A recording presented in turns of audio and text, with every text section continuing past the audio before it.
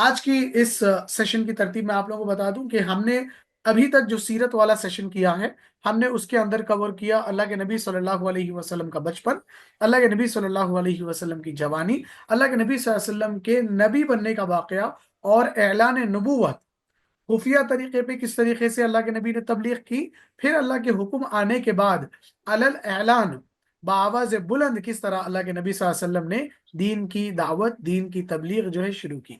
अभी तक अगर नबवी साल हम काउंट करते हुए आए तो हमने 1 to 6 years, 6 साल का नबवी दौर, 6 साल की नबूवत वाला पीरियड हमने जो है कवर कर लिया है, जिसमें खुफिया और एलानिया तबलीग हमने देखी, जिसमें हमने ये भी देखा कि किस किस तरीके से अल्लाह के नबी सल्लल्लाहु अलैहि वसल्लम के सहाबा को, यानी जो नए नए मुसलमान थे, उन लोगों को सताया गया, मारा गया, पीटा गया, तकलीफें दी गई। और हजरत बिलाल का जो है हमने इसके अंदर वाकया देखा, और हजरत यासिर की जो है पूरी फैमिली का हमने जो है वाकया देखा। खुद अल्लाह के नबी सल्लल्लाहु अलैहि वसल्लम को कैसी कैसी तकलीफें दी जाती थी कुरैश के जो है जरिए, और ख़ास तौर से उनको तकलीफ देने में जो 8 से 9 कैरेक्टर्स थे जो सबसे ज्यादा आगे बढ़ चढ़ कर तकलीफ दिया करते थे, उनके बारे में भी हमने पढ़ा। अब हमारा सिलसिला आ गया है नबूवत वाले 7वें साल में, जहां पर इतने बेजार हो चुके हैं कुरैश के लोग, कुरैश के काफिर और मुशरिकीन, के ये देख रहे हैं कि हम हर किस्म की चाल चल रहे हैं, हम हर किस्म के जो है हथकंडे अपना रहे हैं, प्रॉफिट मोहम्मद को कत्ल करने के इरादे तक हमने किए और उनको कत्ल करने के अजाइम भी हमने बनाए। और हम देख रहे हैं कि मुसलमान यहाँ से शिफ्ट हो रहे हैं, माइग्रेट हो रहे हैं, हबशा में जाकर बस रहे हैं। और जो बड़े बड़े पर्सनालिटीज हैं जैसे हजरत हमजा और हजरत उमर, ये भी इस्लाम कबूल कर चुके हैं। तो अब इनका फ्रस्ट्रेशन इतना बढ़ चुका है, इतना बढ़ चुका है कि अब ये संभले नहीं, संभल पा रहे हैं कि हम करें तो क्या करें, कैसे हम इनको रोकें। और रोकेंगे भी तो हमारे सामने एक बहुत बड़ी आड़ है अबू तालिब की शक्ल में, जो हमारे बुजुर्ग है, कुरैश के जो है सरदारों में से है, और उनकी हम बहुत इज्जत करते हैं। तो उनके जो है एहतराम के वजह से हम मोहम्मद सल्लल्लाहु अलैहि वसल्लम से डायरेक्टली जो है डील नहीं कर पा रहे हैं। तो ये सारी चीजें हो रही है। आज हम देखेंगे कि कैसे इन लोगों ने अपने अजाइम को और जो है रंग चढ़ाया और बाइकआउट किया मुसलमानों का। मैं आगे बढ़ने से पहले हमारे गेस्ट स्पीकर और होस्ट ऑफ द मीटिंग हारून सिद्दीकी साहब का वेलकम करता हूं। अस्सलाम वालेकुम रहमतुल्लाह हारून भाई। वालेकुम अस्सलाम वरहमतुल्लाहि वबरकातुहू। शुक्रिया अहमद भाई, जज़ाकल्लाह खैर फॉर द इंट्रोडक्शन। जी। जी हाँ। तो मैं इस पे कुछ थोड़ा सा अपना तबसरा करूं, लेकिन ये कि अल्हम्दुलिल्लाह आपका नॉलेज सीरत नबवी के बारे में है बहुत माशाल्लाह जामे और मुकम्मल है। अल्हम्दुलिल्लाह हमने बहुत सीखा है आपसे। तो ये जब मोहम्मद सल्लल्लाहु अलैहि वसल्लम के जो तबलीग आप सल्लल्लाहु अलैहि वसल्लम ने शुरू की और हमने उसमें ज़िक्र करा कि किस तरह से हज़रत उमर रज़ी अल्लाह अन्हो ने इस्लाम कबूल किया, उसके बाद उनके ऊपर इन्होंने सख्तियां ज़रा ज़्यादा शुरू कर दी। उसकी वजह ये थी कि ये लोग देख रहे थे कि ये लोग आहिस्ता आहिस्ता बढ़ रहे हैं और अपनी स्ट्रेंथ बढ़ा रहे हैं। हज़रत हमज़ा हो गए, हज़रत उमर हो गए, उसके बाद जो है क्या कहते हैं अपने इन्होंने एक तरीके से मीटिंग बुलाई और मीटिंग बुला के उन्होंने कहा कि भाई इनको रोकना पड़ेगा। तो रोकने के लिए जो सबसे एक तरीका उन्होंने निकाला वो ये था कि मोहम्मद सल्लल्लाहु अलैहि वसल्लम का बाइकाट किया जाए और इस तरह से उनको एक ऐसी जगह महदूद कर दिया जाए जहाँ पे उनसे मिलने जुलने वाले लोग कम हों और उनका ताल्लुक किसी तरह से महदूद करें, ताकि वो तबलीग ना कर सकें, ताकि वो लोगों को आगे इस्लाम के बारे में ना बता सकें और उनको तकलीफ दी जाए ताकि वो जिस रास्ते पे हैं, उस रास्ते को छोड़ दें। अगरचे उनको कुछ थोड़ी सी एक सहूलत दी गई थी कि वो कुछ अपने हाजियों को या बाहर से जो लोग आ रहे थे उनसे बातचीत कर सकते थे, लेकिन फिर भी एक जगह पे आपको मुक़य्यद किया गया, एक जगह पे आपको रखा गया जहाँ पे आपको 3 साल रहना पड़ा। शब अबी तालिब उसको कहते हैं। जी। तो किसी भी जगह में आपको अगर इतने अरसे रखा जाए और फैमिली के साथ और बाकी आपके जो दोस्त अहबाब हैं उनके साथ, तो ये बहुत तकलीफ दे अमल होता है। इमाद भाई बताइएगा थोड़ी सी इसकी डिटेल ज़रा शब अबी तालिब की कि किस तरह से किन हालात व वाक़यात से वहाँ पे गुजरे और फिर उसके बाद वहाँ से निकलने का वाक़या जो कि बहुत ही इंपॉर्टेंट है, बहुत ही सबक आमोज़ है हमारे लिए। तो ज़रा सा थोड़ा सा डिटेल बताइएगा कि उस जुल्म सितम के बारे में जो कुरैश ने वहाँ पे मोहम्मद सल्लल्लाहु अलैहि वसल्लम के साथ किया, और जिसकी कोई मिसाल नहीं मिलती।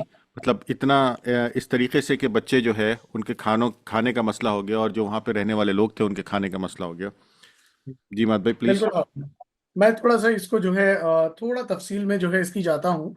उसके बाद हम इसके अंदर हमारे लिए क्या पैगाम है और कैसे किसी का सोशल बाइकआउट अगर किया जाए तो किस तरीके से वो कमजोर पड़ जाता है, वो इंसाइट्स हम हारून भाई से डिस्कस करेंगे इंशाल्लाह। तो शेब अबी तालिब, मैंने जैसे कि कहा कि ये नबवी का 7वां जो है साल है, अल्लाह के नबी सल्लल्लाहु अलैहि वसल्लम के नबी बनने का 7वां साल। और यहाँ पर जैसे कि हमने शुरू में कहा कि कुरैश बिल्कुल फ्रस्ट्रेट हो चुके हैं कि अब करे तो करे क्या, करे तो करे क्या, बोले तो बोले क्या, ठीक है। तो अबू तालिब के जहन में भी सारा सिनेरियो जो है चल रहा है कि क्या क्या मामला अभी तक इन लोगों ने किए मेरे भतीजे के साथ। एक मामला इन लोगों ने ये किया कि काबा में जब अल्लाह के नबी सल्लल्लाहु अलैहि वसल्लम थे तो एक शख्स आया, उसने आपके गले में जो है कपड़ा डाला और इस जोर से खींचा कि आपका गला जो है बिल्कुल घूट गया। दूसरा एक वाकया ये हुआ कि आप सल्लल्लाहु अलैहि वसल्लम सजदे में थे, एक आदमी आया, उसने आपकी गर्दन पर इस जोर से जो है पैर रखा कि आप बिल्कुल जमीन पर नौजुबिल्ला रोंदे गए और ऐसे महसूस हुआ कि आपकी आंखें जो है बाहर आ जाएगी। एक वाकया ये पेश हुआ कि अबू जहल बड़ा सा पत्थर अपने हाथ में लेकर जब अल्लाह के नबी सल्लल्लाहु अलैहि वसल्लम काबा में नमाज पढ़ रहे थे, सजदे की हालत में थे, तो इस इरादे से आगे बढ़ा कि इस पत्थर से मैं इनका जो है सर कुचल डालूंगा।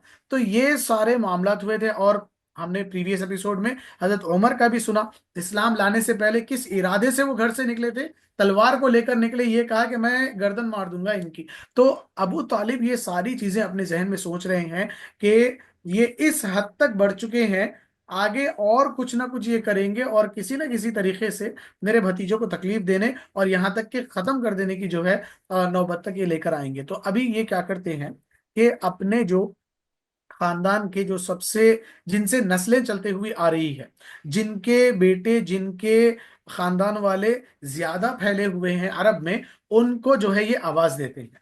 जान ले कि अब्दे मनाफ की नस्ल से ये सारा कुछ जो है चलता हुआ आ रहा है। तो अब्दे मनाफ के दो बड़े बेटों के खानदान, अब्दुल मुत्तलिब वाला खानदान और हाशिम वाला खानदान, बनी अब्दुल मुत्तलिब यानी अब्दुल मुत्तलिब के औलाद आलो औलाद, और बनी हाशिम हाशिम की आलो औलाद, इन दोनों कबीलों को आवाज देते हैं अबू तालिब। बुलाते हैं, इनसे मीटिंग करते हैं, कहते हैं कि देखो ये तुम्हारा भतीजा है, ये तुम्हारे भाई का लड़का है, ये और तुम दोनों खूनी जो है रिश्तेदार हो आपस में, तुम्हारा इनका खून का जो है नाता है, और अरब के जो लोग हैं इनके दर पे हो गए हैं कि इनको कत्ल करने का इरादा रखते हैं। तो मैं तुमसे इनकी हिमायत चाहता हूं कि तुम और मैं सारे मिलके इनको प्रोटेक्ट करेंगे, इनकी हिफाजत करेंगे, और जब तक मेरी जान में जान है मैं चाहता हूं कि तुम लोग इनकी हिफाजत करते हुए मुझे नजर आओ। तो एक खानदान के इतने बड़े इतने बुजुर्ग और कुरैश के कबीले के सरदार जो है जब ये आह लगा रहे हैं अपने खानदान वालों से, तो सारे के सारे लोग इनकी इस आवाज पर हामी भरते हैं और कहते हैं कि हम जरूर इनको प्रोटेक्ट करेंगे और आपका साथ देंगे, इररेस्पेक्टिव ऑफ रिलीजन, चाहे हम मुसलमान हैं या नहीं हैं, चाहे हम इनकी बात को मानते हैं या नहीं मानते हैं, लेकिन इनका हमारे साथ खानदानी ताल्लुक है, इनका हमारे साथ खूनी रिश्ता है, तो हम जरूर इनका साथ देंगे। तो ये एक जो है मामला हुआ। दूसरी तरफ दूसरी तरफ मीटिंग चल रही है कुफार और मुशरिकीन की। उस मीटिंग में बड़े बड़े जो है इनके सरदार भी बैठे हुए हैं, जैसे अबू सुफियान जो अभी इस्लाम कबूल नहीं करे थे अभी तक, तो वो भी उस मीटिंग में है। अबू जहल है, अबू लहब है, और जो है उतबा है। ये सारे लोग बैठे हुए हैं और ये जमा करके कहते हैं कि मोहम्मद सल्लल्लाहु अलैहि वसल्लम ये हद से आगे बढ़ रहे हैं। हम जैसा सोच रहे थे कि इन पे रोकथाम लगा देंगे, लेकिन हम इन पे काबू नहीं पा रहे हैं, हम इनको पकड़ में नहीं ला सक रहे हैं। ये अपना काम कंटिन्यूअस करते जा रहे हैं और इनको हिमायत मिली है अबू तालिब की, और अबू तालिब अपने दो बड़े खानदानों को बुलाकर लाए हैं और वो भी इनके हिमायती और सपोर्ट में जो है आ गए हैं। तो अब आप लोग जो है मशवरा दीजिए कि हम क्या करें। तो आवाजें आती है लोगों की, लोग कहते हैं कि बड़ों का जो फैसला होता है हम तो जो है उस पर अमल करने वाले हैं। ये जो है वहां पे जितने लोग बैठे हुए थे मीटिंग में ये आवाज लगाते हैं। तो अब ये लोग मिलकर जो है एक मशवरा करते हैं। उतबा उतबा बिन रबीआ, ये जो है मशवरा देते हैं कि अब इनका बाइकॉट किया जाए। ना कोई हम में से इनके साथ उठेगा, ना बैठेगा, ना इनसे बात करेगा, ना इनसे लेन देन करेगा, ना इनसे खरीदो फरोख्त करेगा, ना इनसे जो है शादी जो है ब्याह करेगा, ना इनके साथ रहेगा, ना मेलजोल बढ़ाएगा। तो इनका कंप्लीट बाइकॉट किया जाए और इनको जो है यहां से निकाल दिया जाए, कहीं पर भी ये चले जाए, लेकिन हमारा जो मोहल्ला है, हम जिस जगह पर रहते हैं, इस जगह इनको हम नहीं जो है रहने देंगे। तो ये बात तय पाती है और एक मुआहिदानामा, अहदनामा जो है लाया जाता और उस पर तहरीर लिख दी जाती। काफी चीजें उसके ऊपर लिखी होती है, लेकिन जो सबसे ज्यादा हाईलाइट करने वाली चीज है वो ये रहती कि जब तक लोग मोहम्मद के दीन को छोड़कर अपने बाप दादाओं के दीन की तरफ नहीं आएंगे, ये अहद ऐसा ही रहेगा। हम उनसे बिल्कुल भी लेन देन मामला बिल्कुल नहीं करेंगे और ये बाइकॉट चलता रहेगा। और ये तहरीर लिखकर काबा में जो है लगा दी जाती है और ऐलान कर दिया जाता कि आज की एक दिन की मोहलत है, तुम्हारे घर में जितनी चीजें हैं, जो जो तुम लेना चाहते हो, ये समझो कि हमारी तरफ से एक रहमत तुम्हारे ऊपर है कि आज का एक दिन तुम्हारे लिए है मोहलत का। क्या क्या लेकर जाना चाहते हो ले जा सकते हो। और ये कौन बातें कर रहा है? अबू जहल, जो फिरते हुए जो है ये ऐलान सुना रहा है। तो सारे लोग समेट लेते हैं अपनी अपनी चीजें और चले जाते हैं एक घाटी में, और उस घाटी का नाम है शअब अबी तालिब। शअब अबी तालिब एक बड़ी सी घाटी है, मगर वहां पे रहने का कोई सामान नहीं, जिंदगी का कोई जो है निशान नहीं कि हम क्या खाएंगे, क्या पिएंगे, कैसे रहेंगे। बस पहाड़ ही पहाड़, बड़ी सी एक घाटी। वहां पर लगभग 3 साल तक ये लोग जो है रहते हैं। वहां बच्चे भी हैं, बूढ़े भी हैं, औरतें भी हैं, जवान भी है, मर्द भी है। मर्द, जो जवान मर्द हैं वो लोग सब्र कर तो लेते हैं, बर्दाश्त कर तो लेते हैं, लेकिन जो छोटे बच्चे हैं उनके बिलखने की आवाज, उनके रोने की आवाज, उनके भूख की तड़प की चीखने की आवाजें घाटी में जो है सुनाई देती है। और यहां तक आलम आ जाता है कि लोग जो है बकरे के और जो है ऊंट के जो चमड़े रहते उन चमड़ों को सुखाकर गलाकर उसके बाद उसको आग में भूनकर चमड़े जो है अपने बच्चों को जो है खिलाते हैं। तो बड़ी जो है सख्ती वाले साल ये गुजरे। 3 साल जो है इसी कैफियत में जो है अल्लाह के नबी सल्लल्लाहु अलैहि वसल्लम प्लस उनके सहाबा और जितने उस घाटी में थे, सारों ने जो है इस चीज को बड़े सब्र के साथ जो है निकाला।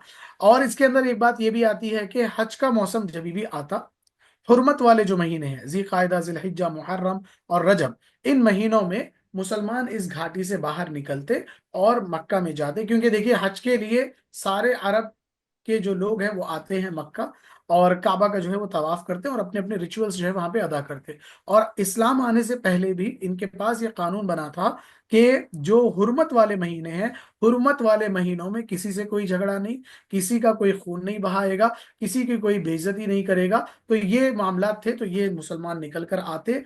तो साल में एक बार ये निकल कर आते तो इतने निढाल महसूस होते कि जैसे गए थे उसका बिल्कुल ही ऑपोजिट तरीके पर ये आ रहे हैं। यानी उनके जिस्म से गोश्त खत्म हो चुका है, बिल्कुल सूखे जो है काड़ी की तरह हो गए हैं, इतने कमजोर, इतने कमजोर कि चलना भी इनसे दुश्वार हो रहा है। फिर भी वो आते हैं, कुछ लेन देन करते हैं, कुछ चीजें खरीद कर ले जाते हैं। और अरब के, मक्का के जो लोग, कुरैश के जो कुफार और मुशरिकीन हैं, वो इतनी ज्यादा बदमाशी करते हैं, इतनी ज्यादा बदमाशी करते हैं कि जिस रेट में चीजें बिक रही होती है उससे डबल ट्रिपल चौपल जो है गुना रेट्स बढ़ाकर जो है इन लोगों को ये चीजें दी जाती है।